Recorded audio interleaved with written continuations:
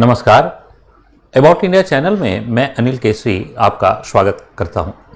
About India channel का वास्तविक उद्देश्य भारत की संस्कृति, भारत के विरासत से आज की युवा पीढ़ी को परिचय कराना है और इस परिचय से हम लोग हासिल करना चाहते हैं कि प्रत्येक भारतीयों में भारतीय संस्कृति के प्रति न सिर्फ एक लगाव, अनुराग पैदा हो, अपितु जो है वह एक गर्व की भी भावना उत्पन्न हो। यानी भारतीय संस्कृति जो इतनी विविधतापूर्ण संस्कृति है, उसके प्रति गर्व की भावना तभी जो वह उत्पन्न हो सकती है जब हम उसके बारे में जानेंगे। और इसी के अंतर्गत आज हम लोग एक श्रृंखला लेकर आए हैं जो चित्रकला से संबंधित है और इस चित्रकला में हम लोग बात करने जा रहे हैं आज मुगल चित्रकला की, मुगल पेंटिंग्स की। तो आइए हम लोग जानने का प्रयास करें कि मुगल पेंटिंग्स है क्या। तो देखिए, भारत में मुगल चित्रकला का विकास जो है वह 16वीं से 18वीं सदी के मध्य देखा गया। यानी जब हम लोग कहें कि बाबर ने यहाँ मुगल शासन की स्थापना की, उसके बाद से लेकर औरंगजेब के काल तक लगभग जो है इस चित्रकला का विकास देखा गया। अब देखिए, इस चित्रकला में भारतीय तथा फारसी चित्रकला सम्मिलित दिखाई देता है। और भारतीय और फारसी चित्रकला का मतलब जो है वह क्या है, तो देखिए, भारतीय पेंटिंग, ये भारतीय चित्रकला और ये फारसी चित्रकला। और भारतीय चित्रकला और फारसी चित्रकला का जो इंटरसेक्शन है, ये इंटरसेक्शन, इसको हम लोग कहते हैं मुगल चित्रकला। तो मुगल चित्रकला का विकास एक्चुअल में इंटरसेक्शन यानी दोनों के सम्मिलन से हुआ है। भारतीय चित्रकला और फारसी चित्रकला दोनों के गुण जो है वह इसमें लिए गए हैं। हालांकि इतना ही नहीं है, कुछ क्वालिटीज़ जो है वह इसमें अगर देखा जाए तो कुछ क्वालिटीज़ जो है वह यूरोपियन चित्र से भी लिए गए हैं। यानी यूरोपियन चित्र से भी जो है वह कुछ क्वालिटीज़ लिए गए हैं, यानी कि कई चीज़ें जो है वह ली गई हैं यूरोपियन चित्रकला से भी। अब इसके बाद देखिए, मुगल चित्रकला में जो है वह देखा जाए तो बाबर के शासनकाल से यह प्रारंभ होता है और जहांगीर के काल में यह शीर्ष पर पहुंच जाता है और उसके पश्चात चित्रकला में धीरे धीरे शिथिलता आ जाती है और औरंगजेब के काल में लगभग जो है वह यह मृत हो जाता है और क्षेत्र में यानी दूसरे स्थानीय क्षेत्र में चित्रकला जो है वह चली जाती है। यानी मुगल वंश में जो चित्रकला को जो है वो संरक्षण देने की नीति थी वो समाप्त हो जाती है, क्योंकि औरंगजेब जो है वह अपने शासन को इस्लामिक रूल के अंतर्गत चलाना चाहता था और इस्लामिक रूल में कहीं चित्रकला की चर्चा जो है वह नहीं है, इसलिए जो है या चित्रकला को जो है वह संरक्षण देने की बात नहीं, इसलिए वह चित्रकला को संरक्षण देना उसने समाप्त कर दिया।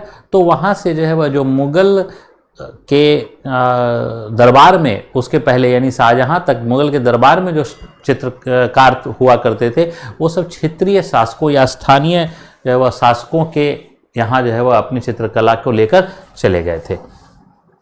अब चित्रकला को जो है वह अगर हम देखा जाए कि चित्रकला का विकास जो है वह मैंने जो है वह बताया, तो एक चित्रकला के विकास में यहाँ पर एक टाइम जो है वह है यानी समय, और ये जो है वह डेवलपमेंट यानी विकास को हम लोग दिखा रहे हैं। दो एक्सिस हमने जो है वह दिया है, इस दो एक्सिस पर दिखाने का प्रयास कर रहे हैं।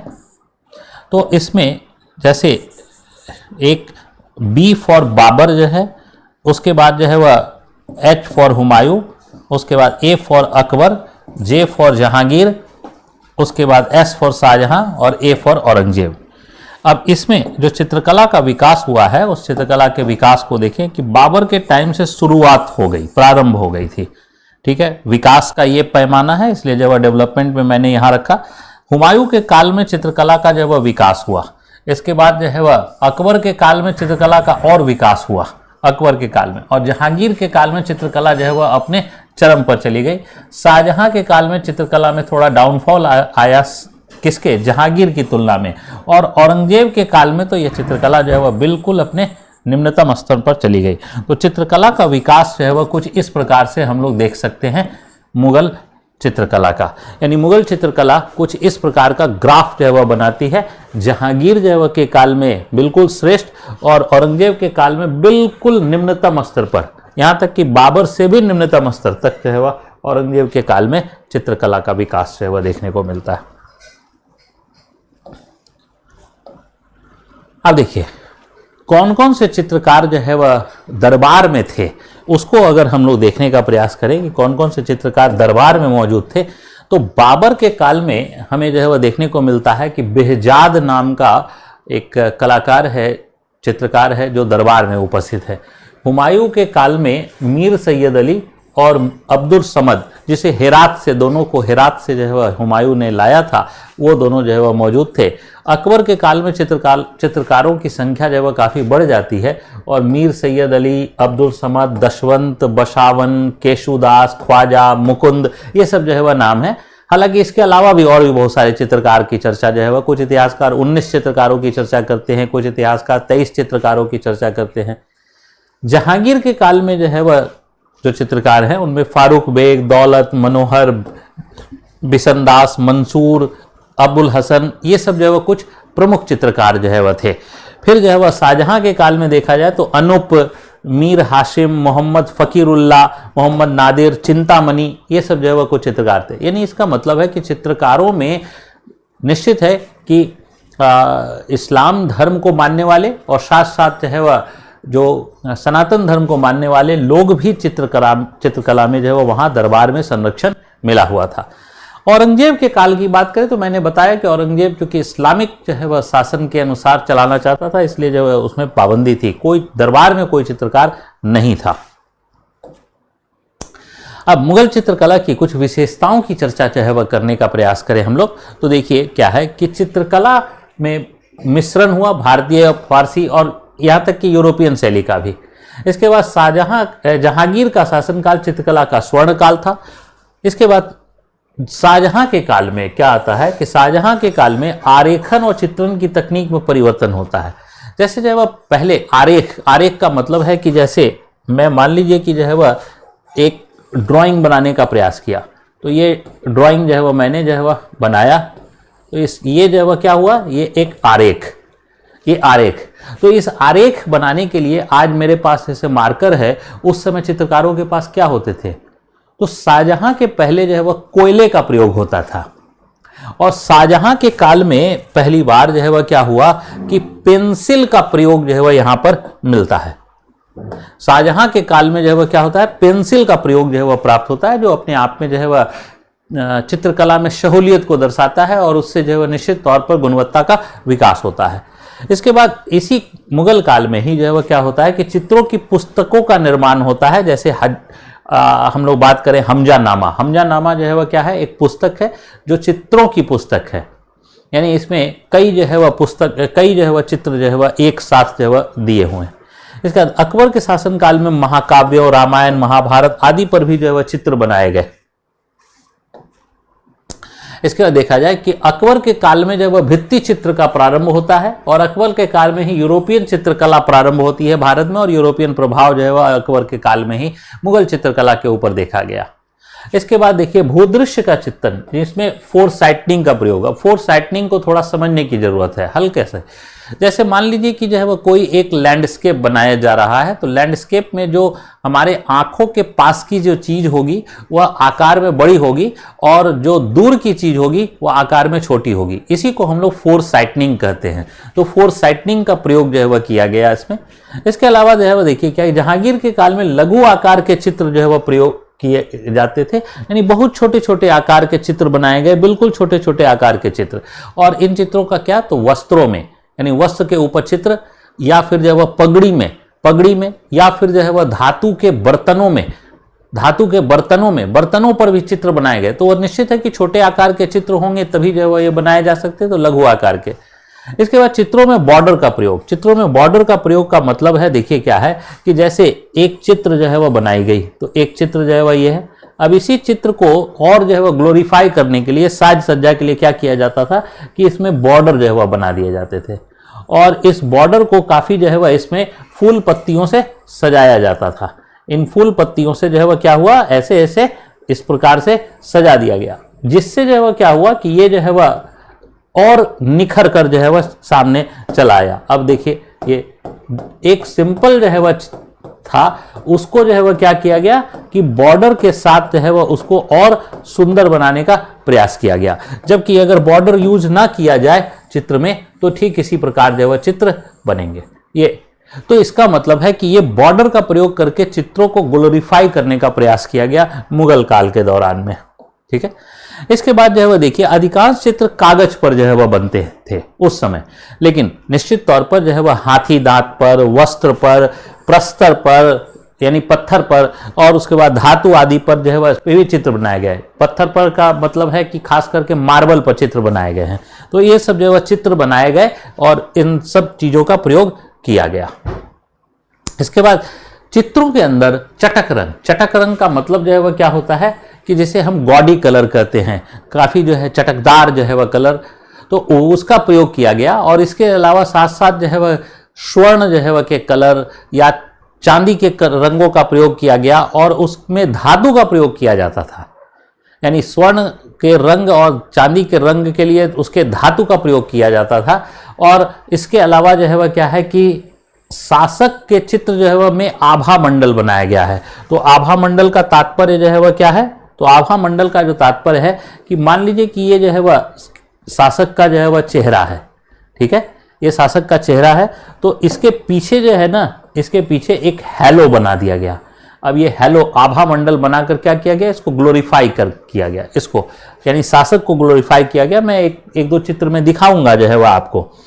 इसके बाद देखिए क्या है कि रंग बनाने के लिए जो है वह क्या होता था कि खनिज का प्रयोग किया जाता था। यानी जो हमारे खनिज मिलते हैं उससे अलग अलग प्रकार के रंग बनाए जाते थे। या पौधों के जो है वह भागों, पौधों के भाग क्या, तो पौधों के जो है वह पत्तियों का, पौधों के फूलों का, इन सब का प्रयोग करके जो है वह क्या करते थे, रंग बनाया जाता था। तो अब निश्चित है कि ब्रश से जो है वह पेंटिंग की जाती थी। तो ब्रश किस चीज से बनाया जाता था, तो ब्रश जो है वह के लिए क्या किया जाता था, गिलहरी के बालों का प्रयोग किया जाता था। जो छोटी जो है वह गिलहरी होती है, उसी गिलहरी के जो है वह बालों का प्रयोग किया जाता था ब्रश के लिए।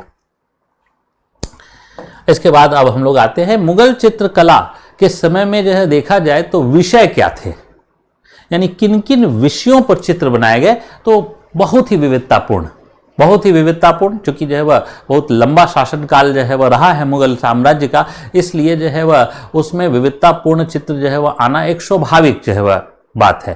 तो कौन कौन से चित्र के, तो देखिए कि जैसे युद्ध के विषय जो है वह थे, इसमें दरबार का जो है वह चित्र था, वन्य जीव का चित्र था, पशु पक्षियों के चित्र थे, शासक और जो है वह महारानियों के चित्र थे। ठीक है, इसके अलावा जो है वह मानव जीवन का चित्र था, यानी आम जीवन जो मानव का है उसके लिए, उसके में भी चित्र जो है वह भूदृश्य के चित्र यानी प्राकृतिक भूदृश्यों के चित्र बनाए गए, प्रेम प्रसंग के चित्र बनाए गए, पौराणिक कथाओं के चित्र बनाए गए, नृत्य के चित्र बनाए गए, उत्सव और त्योहारों के चित्र बनाए गए। तो इस प्रकार से काफी विविधता लिए हुए था। आइए उनको हम लोग कुछ जो है वह चित्रों के माध्यम से देखने का प्रयास करें।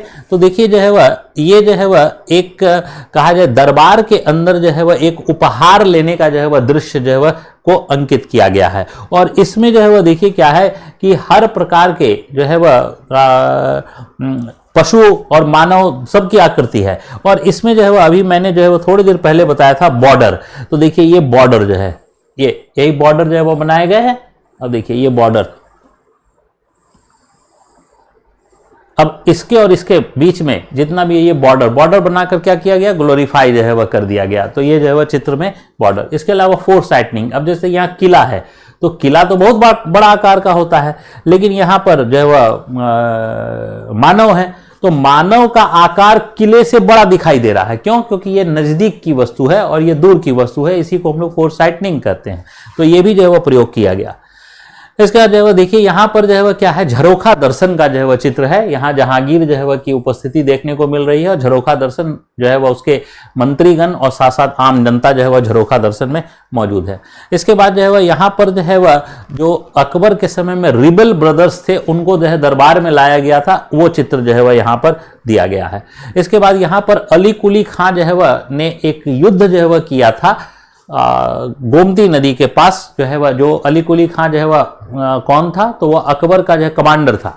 उसी कमांडर ने जो युद्ध किया था उसी युद्ध का जो है वह दृश्य है, यानी युद्ध के दृश्य को देखा।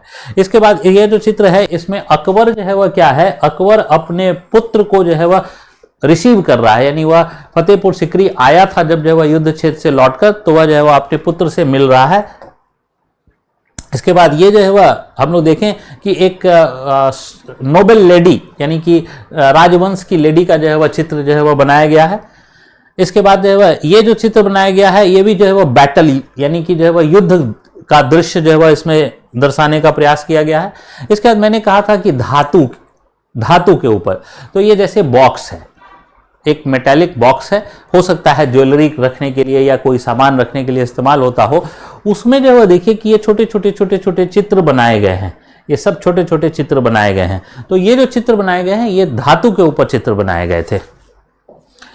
इसके बाद यहाँ पर जो है वह देखिए क्या है कि एक जो है वह चित्रकारों का चित्र बनाया गया है। देखिए यहाँ पर चित्रकार जो है वह चित्र बना रहे हैं और चित्रकारों का चित्र जो है वह बनाने का प्रयास जो है वह किया जा रहा है। तो ये जो है वह एक चित्रकारों का भी चित्र बनाया गया।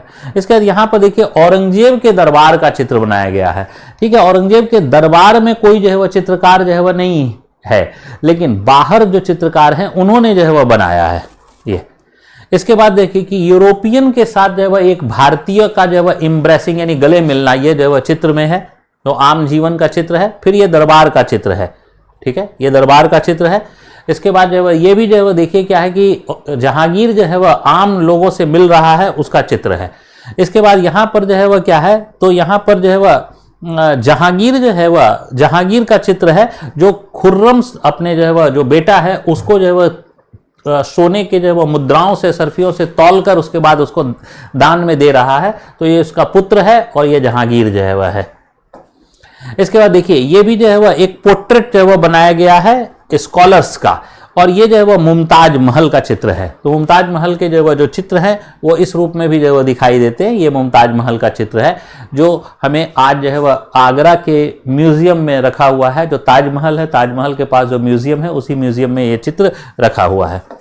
और इसके अलावा और भी जो बहुत सारे चित्र हैं, कुछ लंदन म्यूजियम में जो है वो रखे हुए हैं, कुछ कोलकाता म्यूजियम में रखा हुआ है, कुछ दिल्ली के म्यूजियम में रखा हुआ है और कुछ आगरा के म्यूजियम में रखा हुआ है। इस प्रकार मुगल चित्रकला के पेंटिंग्स बहुत जगह रखे हुए हैं। उसके अलावा पटना के म्यूजियम में भी रखा हुआ है।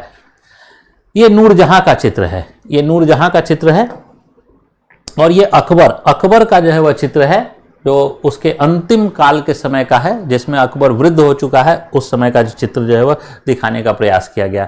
ये जो है वह तैमूर के घर का जो है वह चित्र बनाने का प्रयास किया गया है चित्रकार के द्वारा। और ये जो है वह देखिए क्या है कि शाहजहां जो है वह का चित्र है। अब देखिए गौर करके, ये शाहजहां के चित्र के पीछे ये आभा मंडल बनाया गया, यानी उसके चेहरे के पीछे जो है वह एक आभा मंडल बनाने का प्रयास किया गया। यहाँ भी देखिए कि शाहजहां जो एक ग्लोब पर खड़ा हुआ है, उसके पीछे जो है वह एक आभा मंडल बनाने का प्रयास किया, हैलो बनाने का प्रयास किया गया, जिसको मैंने समझाया था। इसके अलावा पशु पक्षियों का भी, तो देखिए क्या है कि एक पशु जो है जिसे हम नील गाय कहते हैं इसका, और इसके अलावा पक्षियों के भी बहुत सारे चित्र हैं। हम लोगों ने कुछ चित्रों को यहाँ पर दिखाने का प्रयास किया है, क्योंकि मुगल चित्रकला के अंदर हजारों की संख्या में चित्र जो है वह प्राप्त होते हैं। तो चित्रकला जो है वह उस समय निश्चित तौर पर जो है वह एक अच्छी ऊंचाई पर जो है वह गई थी। तो इस श्रृंखला में हम लोग जो है वह यहीं तक, फिर मिलेंगे हम लोग किसी नवीन श्रृंखला में। तब तक के लिए मैं अनिल केसी आपका धन्यवाद करता हूँ। जय हिंद।